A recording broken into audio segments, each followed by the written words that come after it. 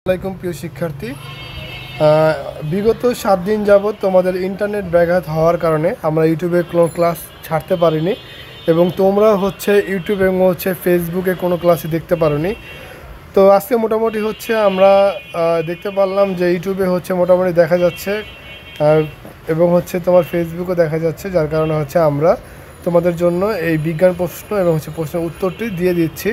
তো আমাদের এমন আরও 4টা পর্ব আছে, তো তোমরা 4টা পর্বই দেখে নিও। এই 4টা পর্ব থেকে তোমাদের কোশ্চেন আসবে ইনশাল্লাহ। হ্যাঁ, তাহলে দেখো, সপ্তম শ্রেণী ষান্মাসিক মূল্যায়ন 2024 বিজ্ঞান, বিষয় বিজ্ঞান, তারিখ 20/7/2024। এই তারিখে তোমাদের যে পরীক্ষাটা ছিল সেটার উপর ভিত্তি করে এই প্রশ্নটা বানানো।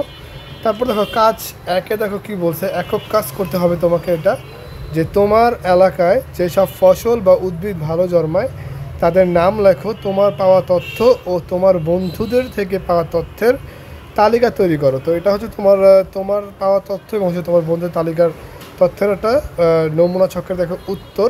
তো দেখো যে আমার পাওয়া তথ্য এবং বন্ধুদের কাছ থেকে পাওয়া তথ্য। তো এখান থেকে তুমি এই যে এখানে দেখো অনেক কিছু দেওয়া আছে, দোআঁশ মাটি, পলি মাটি, এইগুলো লেখার দরকার নাই। তুমি শুধু মাত্র তোমাদের এখানে যে ফসলগুলো হয়, যেমন আমন, রোপা, আউশ, বোনা, আমন, গম, আখ, পাট, পেঁয়াজ, রসুন, টমেটো, মূলা, এইগুলো তোমরা সিরিয়ালে লিখে দিলেই হবে। আহামরি এত বেশি লিখতে হবে না, শুধুমাত্র 10টা করে দুই পাশে 20টা টোটাল লিখে দিবা। তো প্রথমে তোমার থেকে পাওয়া তথ্য থেকে লিখবা 10টা, আর তোমার বন্ধুদের কাছ থেকে নতুন যা জানলে বা নতুন যে তথ্য পেলে সেখান থেকে 10টা ফসলের নাম লিখে দিলেই হবে। তো এই ছিল তোমাদের প্রথম একক কাজের উত্তর। আশা করি তোমার উত্তরটা বুঝতে পেরেছো। এরপরে আমি চলে যাব কাজ 2-এ। কাজ 2-এ দেখো কি বলছে। কাজ 2-এ দলগত কাজ। প্রশ্ন, তোমার এলাকায় দেখা যায় এমন 5টি প্রাণীর নাম, এদের খাদ্যাভ্যাস, এদের বাসস্থান, এদের উল্লেখযোগ্য বৈশিষ্ট্য তালিকা তৈরি করো। তো দেখো তোমাদের বলছে তোমার এলাকায় দেখা যায় এমন 5টি প্রাণীর নাম লিখবা আগে, তারপর এদের খাদ্যাভ্যাস লিখবা, এদের বাসস্থান লিখবা, তারপর এদের উল্লেখযোগ্য বৈশিষ্ট্য তালিকা তৈরি করবে। তারপর দেখো আমরা চলে গেলাম উত্তরে। এটা কীভাবে করবা দেখো, তোমার এলাকায় এভাবে ছকটাকে তৈরি করবা। ছকে এইভাবে কলাম তৈরি করবা 5টা। তারপর আবার এদের সম্পর্কে 5টা তথ্য দিবা। তো দেখো প্রথমেই আমি 1 নম্বরে লিখেছি, দেখো উপরে হেডলাইনগুলো কি লিখেছি। তোমার এলাকায় দেখা যায় এমন 5টি প্রাণীর নাম, এদের খাদ্যাভ্যাস কেমন, এদের বাসস্থান কেমন, অন্যান্য বৈশিষ্ট্য যদি উল্লেখ করতে চাও তা লেখো। তোমার পরিবেশের কি কি বৈশিষ্ট্য তাকে বেঁচে থাকতে সাহায্য করে এটা। তো দেখো 1 নম্বরে লিখবা গরু।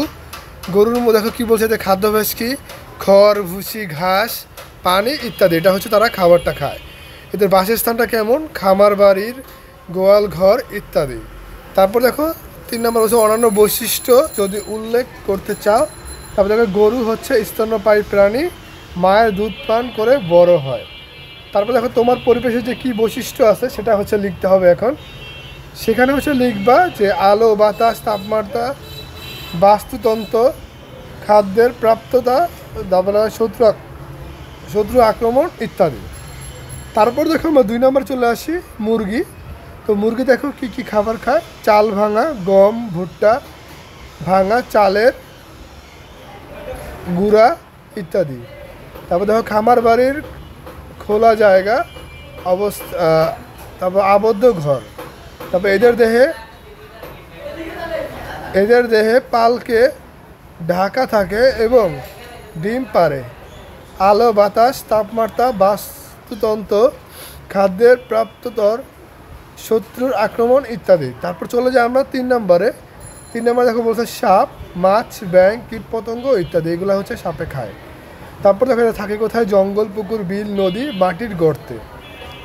এটি সরীসৃপ প্রাণী, এর দেহে আইস থাকে।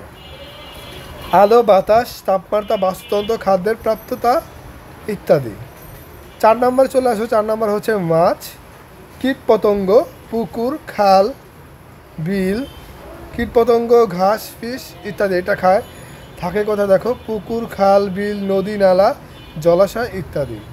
তারপর দেখো একাধিক ডিম পাড়ে এবং পাখনার সাহায্যে পানিতে সাঁতার কাটে। এগুলো দেখো সেম, দেখো এদের যে পরিবেশের বৈশিষ্ট্যগুলো এগুলো কিন্তু মোটামুটি সবারটাই সেম। তারপর আমরা চলে আসি 5 নম্বরে ব্যাঙ। পোকামাকড়, ছোট মাছ, কীটপতঙ্গ ইত্যাদি, জলে, স্থলে, জঙ্গলে পরিত্যক্ত ইত্যাদি। তারপর দেখো এরা পা দিয়ে হাঁটে, ডিম পাড়ে, আলো, বাতাস, তাপমাত্রা, বাস্তুতন্ত্র, খাদ্যের প্রাপ্যতা ইত্যাদি। তো এই হচ্ছে তোমাদের কাজ 2-এর দলগত কাজের উত্তর। তারপর চলে আসি আমরা কাজ 3-এ। কাজ 3-এ দেখো কি বলছে। কাজ 3-এ একক কাজ। প্রশ্ন: মনে করো তুমি ফসলের মাঠ, নার্সারি, ছাদ বাগানে কাজ করেছো। সেখানে তোমার কাজ করে কেমন লেগেছে এবং নতুন কি কি শিখেছো তা ব্যাখ্যা করো।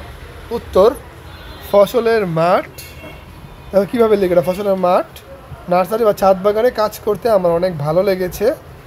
সাথে এটাও বুঝতে পেরেছি আমাদের দেশের কৃষকরা অনেক পরিশ্রম করেন।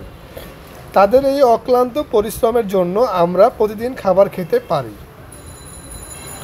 এই কাজের মাধ্যমে আমরা নতুন অনেক কিছু শিখেছি। পাটের চাষ করা শিখেছি, কিভাবে পরিচর্যা করে পাটের ফলন ভালো পাওয়া যায় তা শিখেছি। পাটের বিভিন্ন আগাছা আক্রমণ করে সেটাও জেনেছি। পাট গাছের ছাল থেকে কিভাবে পাটের অংশ সংগ্রহ করতে হয় সেটাও শিখেছি। তো তোমাদের কাজের 3-এ যে একক কাজটা ছিল সেটার উত্তর ছিল এটা। তারপর আমরা চলে যাই হচ্ছে কাজ 4-এ। কাজ 4-এ দেখো কি বলছে এখানে। প্রশ্ন: তোমার দৈনন্দিন জীবনে তাপ ও বিদ্যুৎ সম্পর্কিত কাজের কয়েকটি উদাহরণ লিখো। তারপর ঠিক করো কোন কাজের জন্য ধাতু বা অধাতু কোনটা বেশি উপযোগী আলোচনা করো। তারপর আমরা দেখো উত্তরটা লিখে দিয়েছি এখানে। উত্তর হচ্ছে বস্তুর নাম, কী দিয়ে তৈরি, এগুলো ছকটা 5টা কলাম করবে। তারপর ধাতু নাকি অধাতু, তারপর হচ্ছে তাপ পরিবহন করে কি না, বিদ্যুৎ পরিবহন করে কি না। তো 1 নম্বর দেখো বস্তুর নাম লিখলাম হাঁড়ি পাতিল, এটা হচ্ছে অ্যালুমিনিয়াম। ধাতু নাকি অধাতু, এটা হচ্ছে ধাতু। তাপ পরিবহন করে কি না, হ্যাঁ করে। বিদ্যুৎ পরিবহন করে কি না, হ্যাঁ করে।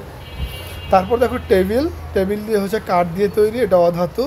তাপ পরিবহনও করে না, বিদ্যুৎ পরিবহনও করে না, এখানে না না লিখে দিবা। তারপর দেখো বৈদ্যুতিক, এটা হচ্ছে তামা। তারপর হচ্ছে ধাতু, হ্যাঁ হ্যাঁ। তারপর দেখো আয়না বা কাঁচ, এটা হচ্ছে কাঁচ, অধাতু। পরে হচ্ছে লিখবা না না। পরে দেখো চেয়ারও তৈরি করা হয়। দেখো চেয়ার, অনেক সময় দেখো চেয়ার হচ্ছে, সরি এখানে চেয়ারটা হচ্ছে আমি কাঁচ লিখে দিয়েছি, তোমরা এখানে কাঁচ না, এটা হচ্ছে কাঠ লিখা, কাঠ, অধাতু না না, ঠিক আছে। বা প্লাস্টিক লিখবা পলিমার। তারপরে ধাতু নাকি অধাতু, এটা হচ্ছে অধাতু। তাপ পরিবহন করে কি না, না করে না। বিদ্যুৎ পরিবহন করে কি না, না। তারপর দেখো বই হচ্ছে কাগজ দিয়ে তৈরি, ধাতু নাকি অধাতু। তাপ পরিবহন করে কি না, না। বিদ্যুৎ পরিবহন করে কি না, না। তারপর দেখো প্যারেক, এটা হচ্ছে লোহা, তারপর ধাতু, পরে হচ্ছে হ্যাঁ হ্যাঁ। তো এই হচ্ছে তোমাদের কাজ 1, 2, 3, কাজ 1, তারপর 2, কাজ 3 এবং হচ্ছে কাজ 4-এর উত্তর। বাদবাকি ক্লাসে হচ্ছে আমরা পরবর্তী ভিডিওগুলো দিয়ে দিব, তো তোমরা দেখে নিও। তো আজকের জন্য এখানে সমাপ্ত। সবাই ভালো থাকবে, সুস্থ থাকবে। আল্লাহ হাফেজ, আসসালামু আলাইকুম।